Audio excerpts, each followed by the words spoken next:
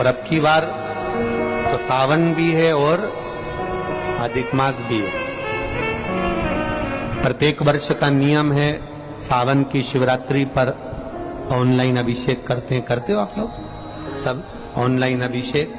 अब की बार 2 अभिषेक रहेंगे, एक सावन की शिवरात्रि का रहेगा और एक अधिक मास भी जो 3 साल में पड़ता है उसकी भी शिवरात्रि का रहेगा।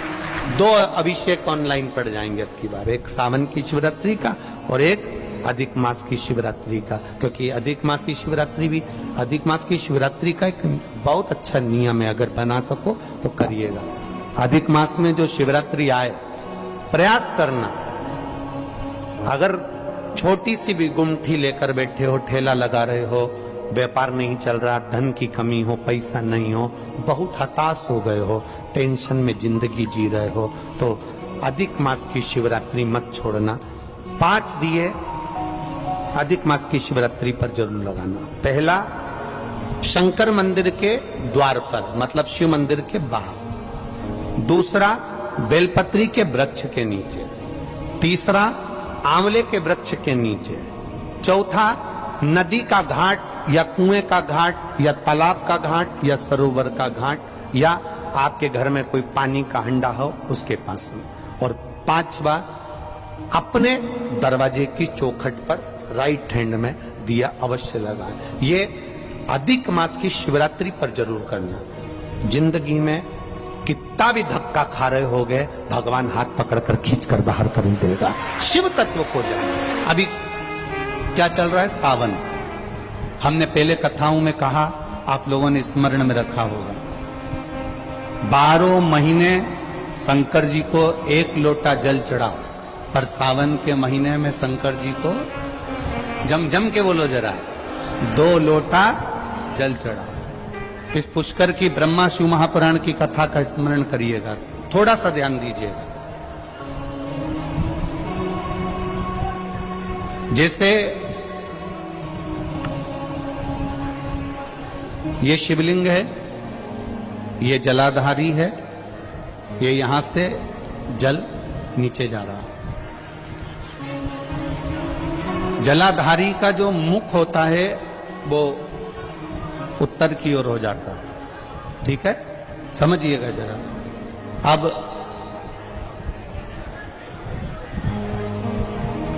अगर मान लो लड़का 35 साल का हो गया, 36 साल का हो गया, बेटी की शादी नहीं हो रही, 35 साल हो गए, 36 साल हो गए, 40 साल हो गए, देवर देव की शादी नहीं हो रही है, किसी की शादी नहीं हो रही है, तो उसको समझना है, सावन के महीने में आप जो 2 लोटा जल लेकर जा रहे हो, उस जल को जहां जलाधारी से पानी बाहर बह रहा है, जहां जलाधारी से, जैसे ये शिवलिंग है, ये गोल जलाधारी, यहां से पानी बह रहा है, तो जल चढ़ाते समय जब आप जल को समर्पित करेंगे दोनों लोटे से, तो धार यहां से लगाते हुए धार को आपको इस शिवलिंग पर पूर्ण समर्पित करना है। कहां से चालू करेंगे? ये जलाधारी जो बनी हुई है अशोक सुंदरी का स्थान। किसके स्थान से? अशोक सुंदरी के स्थान से। अगर लड़के की शादी, लड़की की शादी ना हो रही हो, 35 साल, 40 साल, 42 साल के हो गए, विवाह का कोई योग ही नहीं बन रहा, 28 साल, 30 साल हो गए, बहुत प्रयास कर लिए, तो एक सावन के महीने का नियम, 2 लोटे जल लेकर देवाधिदेव महादेव के सामने जाइए। यहां अशोक सुंदरी वाली जगह से दोनों धार एक साथ चढ़ाना प्रारंभ करिए और करते करते वो धार शंकर भगवान के शिवलिंग पर ले जाकर छोड़ दीजिए। ये सावन के महीने के अगर आपने मात्र 7 दिन भी लगातार अगर ये धार आपने चढ़ा ली है, तो देवाधिदेव महादेव की कृपा से 3-4 महीने में सूचना आपको प्राप्त हो ही जाती है। 12 महीने 1 लोटा जल चढ़ाइए, संपूर्ण 12 महीना 1 लोटा जल चढ़ा।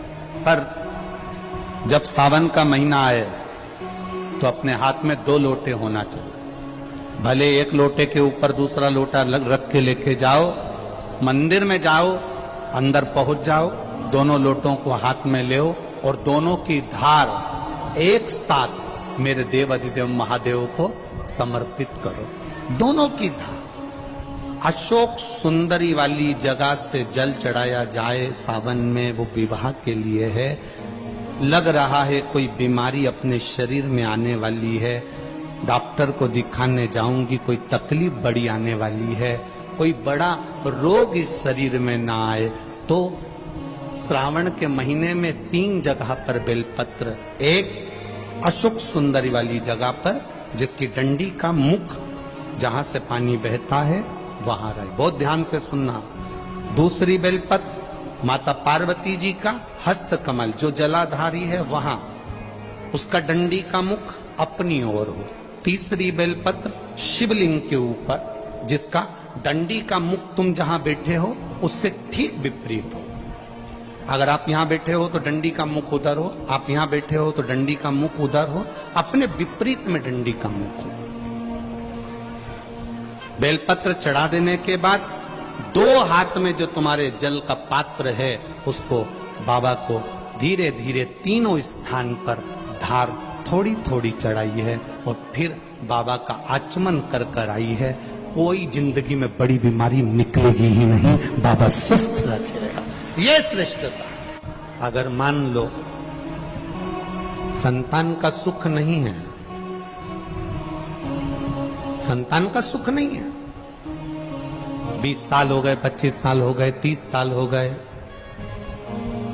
संतान का अगर सुख नहीं है तो शंकर का कोई भक्त मिल जाए, शिव का कोई उपासक मिल जाए, या कोई ब्राह्मण देव वेद शास्त्र का ज्ञान रखने वाले, अपने जीवन को सार्थकता में सात्विकता में जीने वाले, ऐसे ब्राह्मण को जोड़े से उनके बच्चों के साथ बेलपत्री के पेड़ के नीचे भोजन करा देना, खीर खिला देना, और उस खीर के भाग को पति पत्नी दोनों अवश्य पाए, उससे संतान का सुख भी मेरे बाबा प्रदान कर दे। सफेद आंकड़े की जड़ का प्रयोग करो, तुम रुका जी वाला बरसात में ये प्रयास करो। देवऋषि नारद ने 3 सूत्र भगवान शंकर को प्राप्त करने के बताए, जरा बहुत ध्यान से सुनना। देवऋषि नारद ने 3 सूत्र भगवान शंकर को प्राप्त करने के बताए। पहला,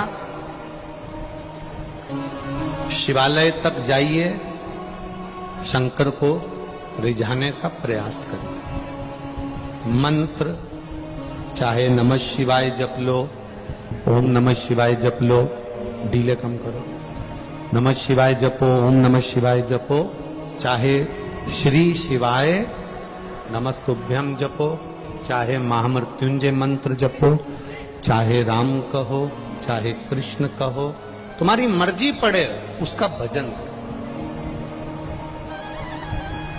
दूसरा, कहीं अगर मौका मिल जाए, चाहे वो टीवी के सामने मिल रहा हो, मोबाइल पर मिल रहा हो, चाहे तुम्हारे नजदीक में कहीं शिव महापुराण की कथा हो रही हो, पंडाल में बैठकर या टीवी के मध्य बैठकर या मोबाइल के सम्मुख या टीवी के सम्मुख बैठकर शिव महापुराण की कथा को सुनना ही केवल नहीं है, सुनकर उसको अपनी जिंदगी में उतारना भी, सुनकर अपने जीवन में। और तीसरा, अगर बन सके कहीं शंकर भगवान की कथा चल रही हो, शिव महापुराण की कथा हो रही हो, और जो शिव गण आए हो, कथा सुनने के लिए जो शिव भक्त आए हो, कथा श्रवण करने के लिए जो शंकर के गण आए हो, शिव भक्त आए हो, उनको बन सके तो कुछ या पानी पिलाकर, शरबत पिलाकर, भोजन कराकर मुख उनका झूठा अवश्य कराएं, उससे हमारे यहाँ की बरकत कभी समाप्त नहीं हो। पर शिवलिंग की प्रधानता है कि पोला नहीं होना चाहिए। कई कई घरों में शंकर जी का शिवलिंग होता है तो वो ऐसा पीतल का बना होता है, तो नीचे से अंदर से पोला होता है। जो शिवलिंग घर में पोला होता है वो घर में लक्ष्मी को टिकने नहीं देता, पैसा रुकता नहीं घर में, आया और गया, पैसा खर्च होता है।